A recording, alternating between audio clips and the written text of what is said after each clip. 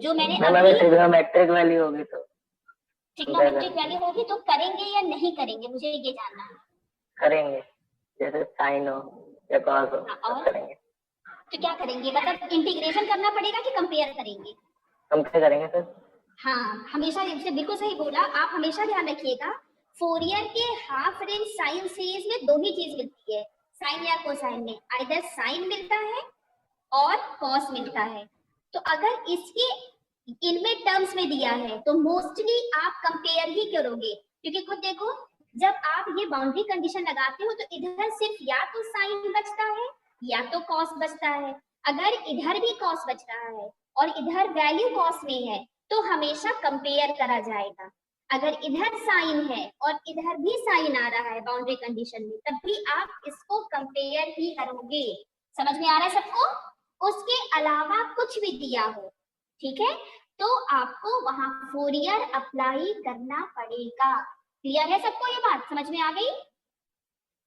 अगर साइन या कॉस के अलावा कोई भी फंक्शन ऑफ एक्स होगा तो आप फोरियर की कंडीशन अप्लाई करोगे, यानी वहां पे क्या किया जाएगा, an की वैल्यू इंटीग्रेट करके या bn की वैल्यू इंटीग्रेट करके आप वहां पर निकालोगे। सबको क्लियर है ये चीज? Yes ma'am. ठीक है। अब देखो यहाँ पे जब बाउंड्री कंडीशन में साइन था तो आपको तुरंत ये बात ध्यान रखनी चाहिए, अच्छा साइन है तो इसका मतलब जब भी बाउंड्री कंडीशन लगाएंगे तो यहाँ फोरियर की साइन सीरीज बन रही होगी। ठीक है, तो इसलिए देखिए हमने क्या किया, इधर और इधर कंपेयर कर लिया। पहचान क्या थी हमने, इसलिए एरो बना के दिखाया है। यहाँ साइन का पाई एक्स बाई 2 था और यहाँ भी साइन का पाई एक्स बाई 2 आ रहा है, तो a1 की वैल्यू इसके आगे 1 था। अब यहाँ 5 दिख रहा है, 5 पाई एक्स बाई 2, तो हम 2 पाई एक्स बाई 2 को नहीं लेंगे। यहाँ पे 3 पाई एक्स बाई 2 आ रहा है, नहीं लेंगे। यहाँ 4 पाई एक्स बाई 2 आ रहा है, नहीं लेंगे। फिर n की वैल्यू 5 रखोगे। ये सब कहाँ से आ रहा है, n की वैल्यू 1 2 3 4 और 5 देने पर आपको आगे भी निकालना रहेगा 6 7।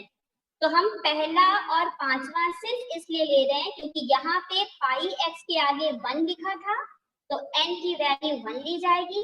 यहाँ पाई एक्स बाई 2 के आगे n की जगह क्या लिखा है 5, तो हम 5 तक निकालेंगे, उसके आगे एंड सो ऑन लगा देंगे। यहाँ पे इसके आगे a5 लिखा है, यहाँ पे इसके आगे 3 लिखा है, तो a5 की वैल्यू 3 के बराबर आ गई। यहाँ पे इसके आगे 1 लिखा था, यहाँ पर a1, तो a1 की वैल्यू 1 आ गई। इन दोनों के अलावा कुछ भी नहीं दिया है तो बाकी सारे कांस्टेंट क्या हो जाएंगे, 0। इसको कहाँ रखा जाता है, जहां पर बाउंड्री कंडीशन अप्लाई करते हैं। इक्वेशन 5 था, उसमें आपने बाउंड्री कंडीशन अप्लाई करा था, तो आपने क्या किया, वहां पे एक बार n की वैल्यू 1 रखोगे और एक बार n की वैल्यू 5, उसके अलावा सबके सब क्या हो जाएंगे, 0। तो देखो हमने क्या किया है, जब यहाँ पर आप जो ये लिखा हुआ है उसमें a1 रखा है मैंने, देखो a1 था, यहाँ पे n की वैल्यू 1 रखी है, यहाँ पे n की वैल्यू 1 रखी है। पहला टर्म मिल गया प्लस, और दूसरा हमने बोला n की वैल्यू सिर्फ 5 रखनी है, तो यहाँ पर a5 लिखा है मैंने, यहाँ पे n की जगह 5 रखा है और यहाँ पे 5 का स्क्वायर यानी 25, यहाँ पे minus 5 square c square t/4, a1 की वैल्यू 1 हमने निकाल रखी है, a1 में पुट कर दिया। यहाँ पे a5 की वैल्यू कितनी थी 3, तो a5 में पुट कर दिया यहाँ 3, यहाँ पे हो गया 5 5 जा 25 पावर में आ जाएगा। और ये लिखने के साथ साथ ये लिख देना नीचे कि बाकी सारे a1 और a5 के अलावा जितने भी कांस्टेंट आएंगे दैट विल बी 0, इसलिए हमारा ये आंसर हुआ था। अब ये समझ गए हो ना कैसे कंपेयर करना है, फोरियर कब अप्लाई किया जाता है और कंपेयर कब किया जाता है। अब लिखिए जरा एक तीसरा क्वेश्चन, लिखिए, लिखे लगा पाते हो आप लोग या नहीं, देखो the temperature distribution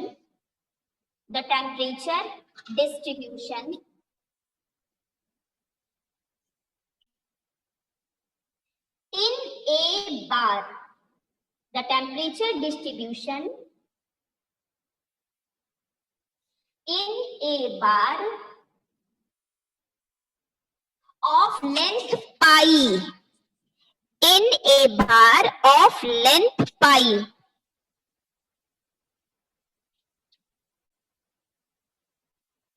हो गया, which is Yes, ma'am. perfectly insulated, which is perfectly insulated at ends. कोई मुझे बताएगा इस बार के दोनों एंड्स x की कौन कौन सी वैल्यू देंगे, जल्दी से बोलो। अगर इस बार की 0 pi पाई है, 0 से पाई, एक होगा x इज इक्वल टू 0 जो कि इंसुलेटेड है, यहाँ पे इस बार x इज इक्वल टू 5, तो दोनों एंड्स लिख लो। Ends x is equal to 0 and x is equal to pi is operated by PDE यानी पार्शियल डिफरेंशियल इक्वेशन। PDE कौन सा पार्शियल डिफरेंशियल इक्वेशन यहाँ यूज होगा?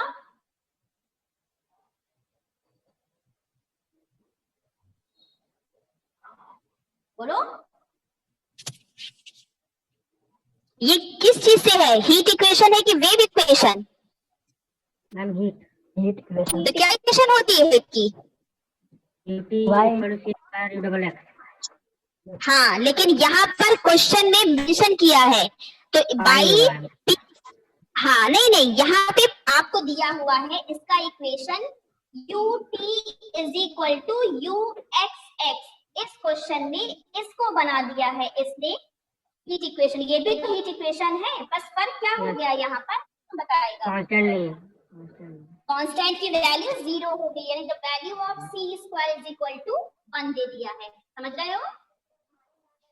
तो लिख लो operated by partial differential equation ut is equal to uxx, ये चीज ut is equal to uxx, full stop. Assuming the initial temperature, assuming the initial temperature distribution, assuming the initial temperature distribution, कोई बताएगा? Initial लिखा है, इसका मतलब क्या चीज 0 हो रही होगी? t की वैल्यू, t की वैल्यू, वेरी गुड, यानी कि ux, 0 is equal to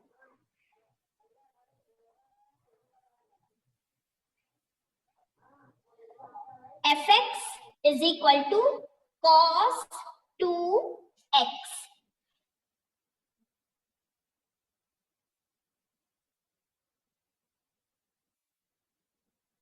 comma find the temperature distribution at any time t, find the temperature distribution at any time t।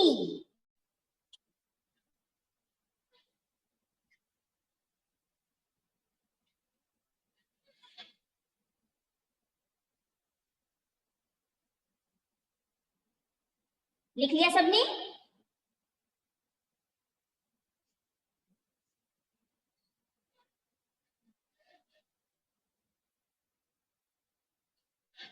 हो गया सबका? अब मैं आपको एक चीज समझाऊंगी, ये क्वेश्चन इंपॉर्टेंट है, इस टाइप के क्वेश्चन इंपॉर्टेंट होते हैं जिसमें दोनों एंड्स का, देखो यहाँ पे x, ये दो बाउंड्री कंडीशन आपको नहीं दी गई, आप ध्यान से देखो क्वेश्चन में, ये नहीं लिखा है कि दोनों एंड्स पर टेम्परेचर 0 हो जा रहा है, ऐसा नहीं लिखा है, ठीक है? जैसे आपने पिछले जितने भी क्वेश्चन 2 लगाए हैं उनमें अगर आप ध्यान से देखो तो हमेशा ये लिख के बताता है कि दोनों एंड्स पर एकदम से टेम्परेचर 0 डिग्री सेंटीग्रेड हो जा रहा है। आप देखिएगा पुराना क्वेश्चन, ठीक है?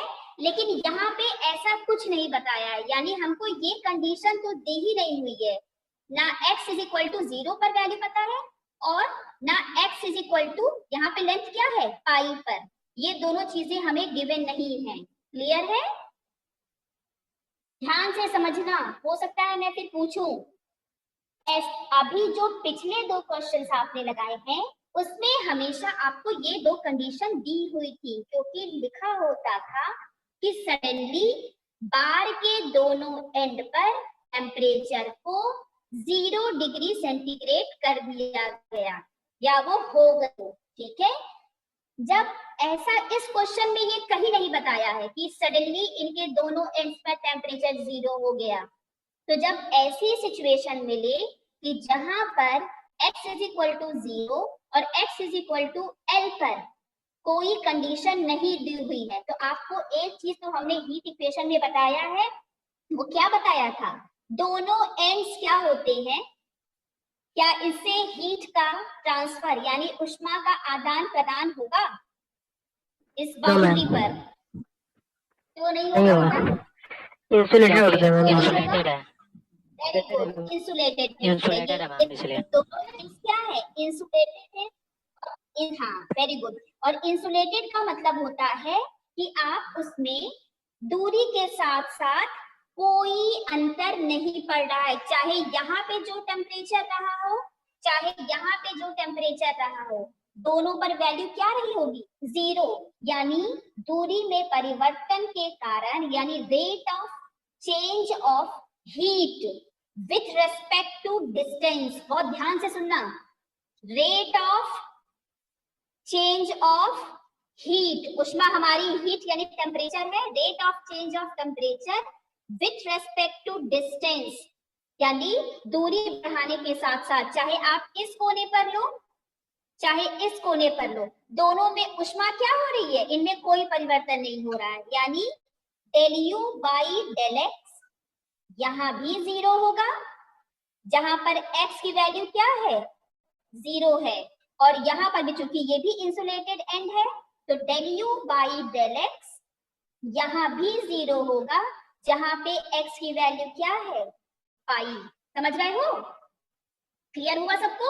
यहाँ पे क्यों, क्योंकि हमारे पास बाउंड्री कंडीशन नहीं दी है एंड्स पर u x is equal to 0 और पाई पर, तो जब नहीं दी होगी तो ये पक्का मेंशन होगा कि दोनों एंड्स इंसुलेटेड हैं। इंसुलेटेड का मतलब होता है ऊष्मा का कुचालक, यानी टेम्परेचर में कोई चेंज नहीं पड़ता, तो टेम्परेचर में दूरी के साथ साथ कोई फर्क नहीं पड़ेगा। तो जब आपको पता है कि यहाँ पर जो टेम्परेचर है तो भले ही वो आगे बढ़े, जैसे ये सब समझ के हम रेट क्यों लिखे हैं, सबको ये चीज समझ में आई कि नहीं आई, सच सच बताओ। नहीं समझ में आई। नहीं समझ में आई है? देखो जैसे अच्छा ठीक है, देखो हाँ बोलो क्या हुआ।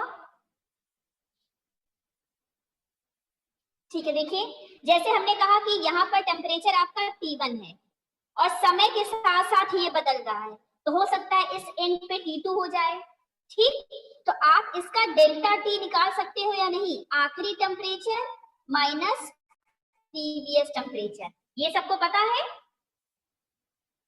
हामी भरते रहो तभी तो मैं बताऊंगी। Yes ma'am. ठीक है, डेल्टा का मतलब होता है रेट ऑफ चेंज, इसको ऐसे भी दिखाते हैं, और चूंकि समय के साथ हो रहा है तो यहाँ पे मान लो हमने अच्छा U को टेम्परेचर मान लिया, यहाँ पे टेम्परेचर U1 था, यहाँ पे टेम्परेचर U2 था, तो आपने डेल्टा U निकाला तो U2 माइनस U1 हुआ। ये अगर समय के साथ होता, ठीक है, तो डेल्टा T लिखा जाता। यहाँ क्या लिखा है, हम दूरी के रेस्पेक्ट में निकाल रहे हैं, यहाँ पे सरफेस इंसुलेटेड था, तो अगर यहाँ पे टेम्परेचर U रहा होगा तो इंसुलेटेड होने की वजह से इसका दूसरे सिरे पर भी टेम्परेचर क्या होगा U ही रहेगा।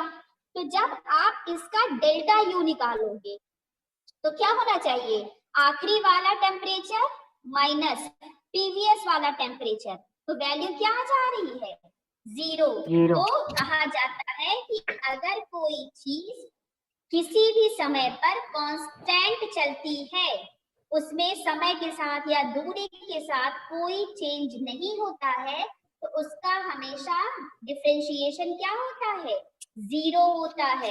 इस एंड पे भी टेम्परेचर U है क्योंकि इंसुलेटेड है, तो इस एंड पे भी टेम्परेचर U ही होगा।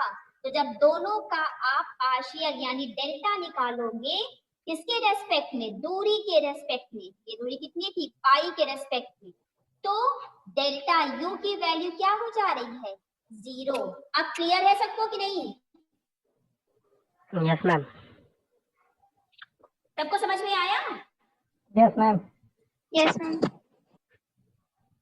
अब देखो, और ना समझ में आया तब भी ये जान जाओ, फिक्स कर लो, अगर बाउंड्री कंडीशन नहीं दी हुई है x के रेस्पेक्ट में और इंसुलेटेड अकेले दिया हुआ है, तो आपको दोनों एंड्स पर del u by del x को x is equal to 0 पर भी 0 करना है और x is equal to पाई पर भी 0 करना है। क्लियर है?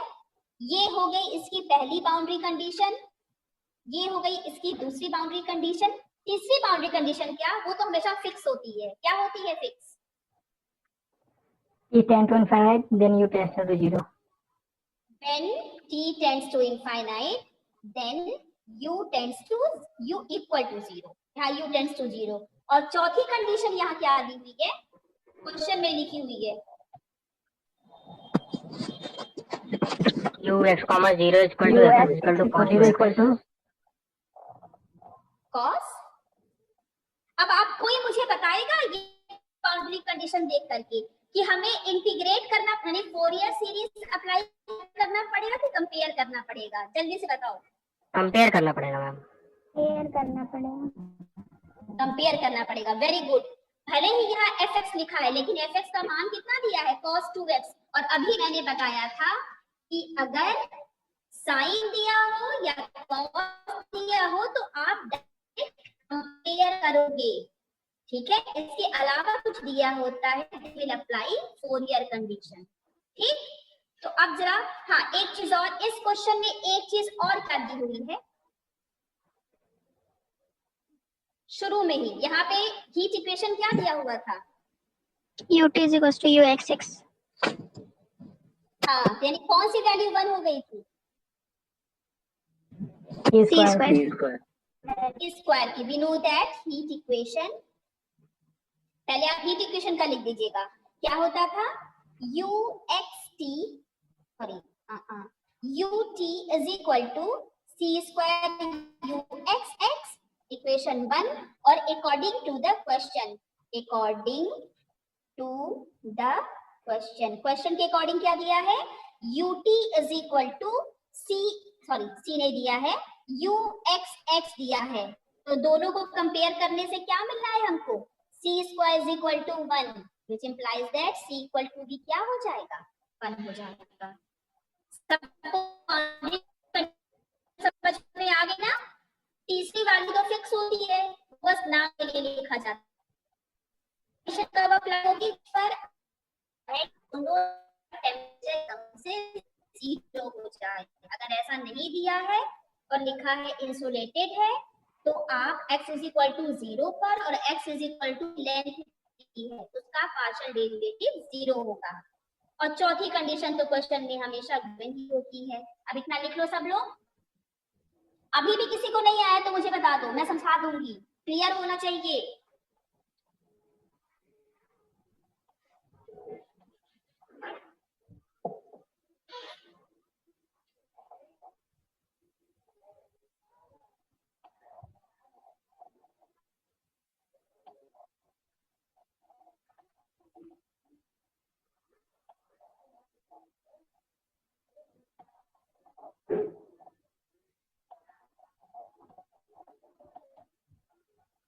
जब लिख लेना इसको तो मुझे बताना।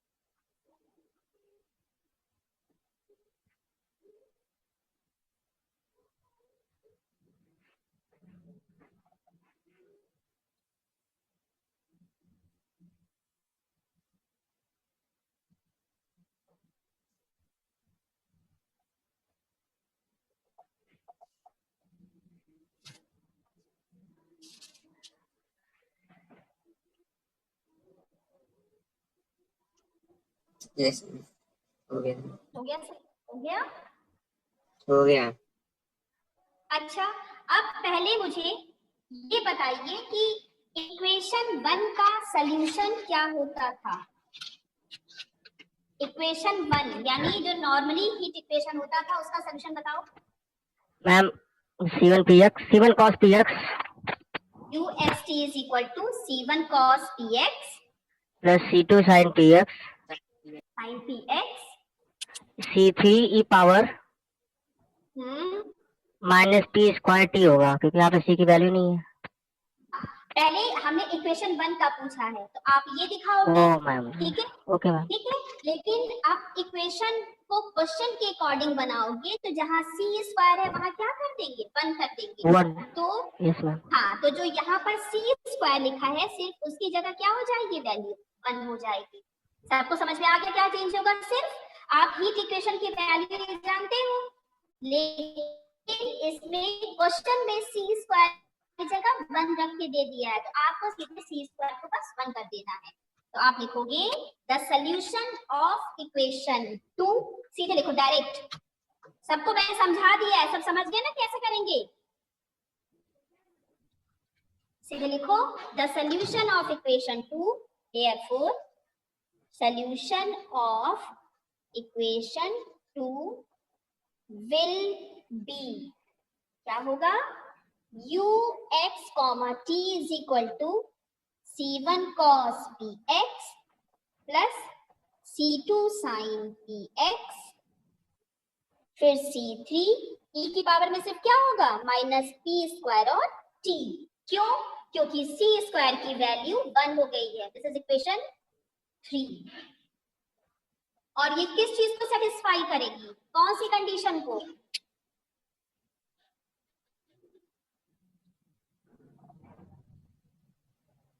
It can infinite, ma'am, and then you can to be. हाँ, ठीक, ये बाउंड्री कंडीशन 3 को जो जो अप्लाई करते जाओ उसको समझने के लिए टिक कर लो। which satisfies the boundary condition. अब यहाँ हम लिख दे रहे हैं बाउंड्री कंडीशन कौन सी है, बाउंड्री कंडीशन 3 को ये सेटिस्फाई करेगा। अब वहां आप जैसे अपनी बाउंड्री कंडीशन लिखना उसके हिसाब से इसको लिख देना। अब क्या यूज करेंगे, हमें C1 C2 भी तो निकालना है, तो अब क्या किया जाएगा, जो ऊपर दिया हुआ है del u by del x उसको यूज करेंगे, यानी डिफरेंशिएटिंग, कौन से इक्वेशन को डिफरेंशिएट किया जाएगा, 3 को। Differentiating equation 3 with respect to, किसके रेस्पेक्ट में करेंगे बेटा, बताओ तो? x के मैम, x के किया जाएगा, क्योंकि यहाँ पे del u by, उसी से आपकी दोनों वैल्यू निकल जाएगी। एक बार उसमें 0 रखना है x की जगह, एक बार उसमें पाई रखना है, ठीक? तो आप पहले del u by del x बताओ तो क्या आएगा। इक्वेशन 3 को डिफरेंशिएट करना है। पहले मुझे बता दो कि कौन सा ब्रैकेट डिफरेंशिएट होगा और उससे क्या चीज बाहर आ जाएगी। मैम p बाहर आएगी और मैम ये C1 और C2 वाली में डिफरेंशिएट होगा। हाँ, इस ब्रैकेट में x दिख रहा है, सिर्फ उसी का डिफरेंशिएशन होगा। यहाँ से भी पहले पूरे का करोगे तो माइनस साइन px आएगा, फिर px का भी आएगा तो p हो जाएगा। इसको करोगे तो cos px होगा, फिर px का भी करना पड़ेगा तो p बाहर आ जाएगा। तो हमने पहले ही p को बाहर लिख दिया, कॉमन लिख के। ये चीज निगेटिव में आएगी, minus c1 sin px plus c2 cos px, और बाहर वाली वैल्यू को एज इट इज उतार देंगे। क्लियर है सबको? Yes ma'am. अब क्या करेंगे, at x is equal to 0 निकालोगे, क्योंकि यहाँ देखो लिखा हुआ है कि पहले x इज इक्वल टू 0 पे रखना है। तो at x is equal to 0, ये है दूसरी बाउंड्री कंडीशन। ये थी पहली बाउंड्री कंडीशन A, ये है दूसरी बाउंड्री कंडीशन। इस पे del u by del x क्या हो जा रहा है, 0 दिया हुआ है। Del u by del x is equal to 0 पे 0 बन रहा है। ऊपर रखो, जैसे ही x को 0 रखोगे लेफ्ट हैंड साइड में क्या हो जाएगा, 0। इसमें कौन सी वैल्यू 0 बन जाएगी, साइन वाली मैम। साइन वाली। तो बचेगा p, यहाँ बचेगा c2 cos px, कितना हो जाएगा, 1। 1। तो सिर्फ इतना बचेगा। देख लो, जहां ना आए मुझसे पूछते चलना, मैं बताती चलूंगी कौन सी वैल्यू 0 बनेगी। C2 की। C2 की बनेगी, क्योंकि C2 ब्रैकेट जो है वो x वाला ब्रैकेट है। C3 तो t वाला टर्म है, उसको नहीं टच करना है, और p 0 होगा नहीं, p की वैल्यू निकलती है, तो सिर्फ C2 0 होगा, which implies that C2 is equal to 0। ये वैल्यू कहाँ रखी जाएगी, कौन से इक्वेशन में, 3 में। 3 में, ठीक, जहां से बाउंड्री कंडीशन शुरू किए हो। तो x, t, C2 को जैसे यहाँ किया खत्म हो गया, बचेगा C1 cos px into C3 e to the power minus p square t, equation 4। अब इसको डिफरेंशिएट करके, और मुझे अच्छे बच्चों के जल्दी से p का मान बताइए तो क्या आएगा, निकाल कर देखिए, आप लोग ट्राई करो। इक्वेशन 4 को with respect to x differentiate करना, और x की वैल्यू कितनी लेंगे बेटा, पाई लेंगे। पाई ली जाएगी, क्योंकि अब हम तीसरी बाउंड्री कंडीशन यूज कर रहे हैं, जो कि यहाँ लिखी हुई है ऊपर देखो, differentiating equation 4 with respect to x, differentiating equation 4 with respect to x।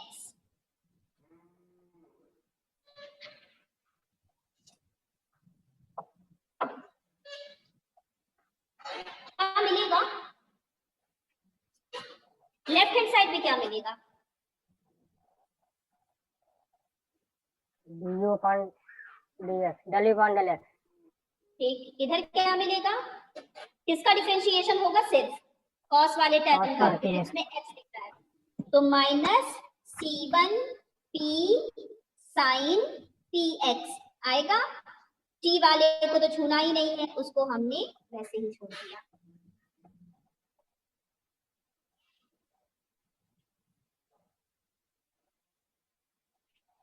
x की वैल्यू क्या रखेंगे, पाई रखेंगे, क्योंकि दूसरे वाले del u by del x में x की वैल्यू पाई रखना है। जैसे ही लिखोगे at x is equal to pi, del u by del x कितना हो रहा है, तेज से बोलो, धीरे से बोलोगे, 0 मैम 0। 0। यानी इस इक्वेशन में जहां जहां x है वहां पाई रख दो, और उसके बाद लेफ्ट हैंड साइड में क्या कर देंगे, 0। बताओ तो कितना आएगा p का मान,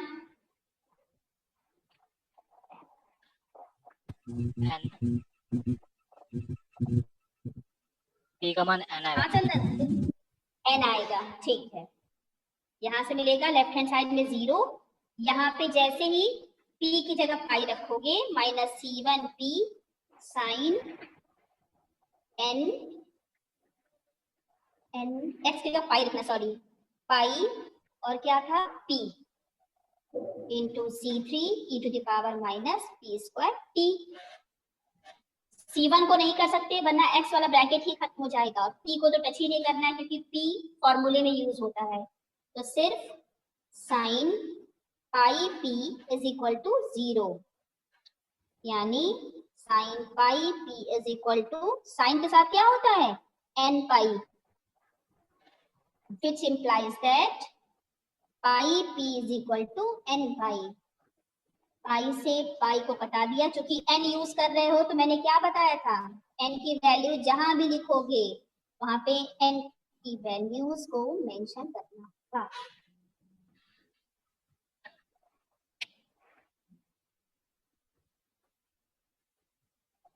ये वैल्यू कहाँ रखी जाएगी बेटा? इक्वेशन 4। ठीक, therefore uxt is equal to c1 c3, अब एक पास आ जाएंगे, cos nx e to the power minus p square t, sorry n square t।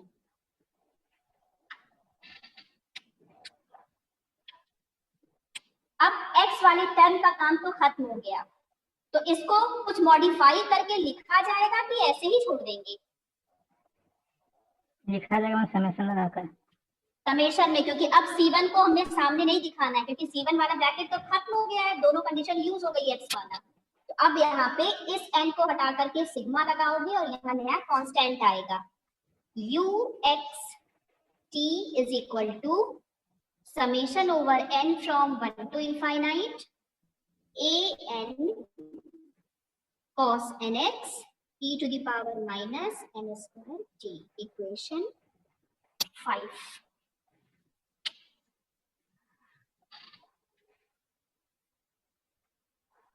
अब यहाँ तक पहले सब लोग लिख लो, और जिन्होंने लिख लिया है वो लास्ट बाउंड्री कंडीशन रख करके मुझे आंसर बताएंगे, पूरा फाइनल आंसर मुझे सुनना है।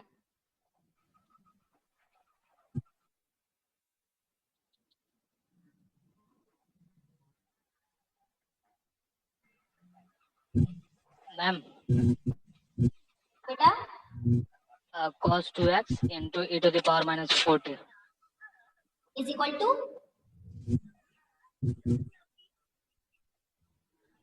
पूरा आंसर बोलो, तुमने तो आधा बोला, इक्वल टू के बाद क्या लिखा जाता है? मैम मैंने आंसर बोला इसका। हाँ, तो आंसर ऐसे बताओगे, ये किस चीज की वैल्यू है? पिटाई कर मैम uxt इज। इस वीडियो को लाइक करें, हमारे चैनल को सब्सक्राइब कर बेल आइकन जरूर प्रेस करें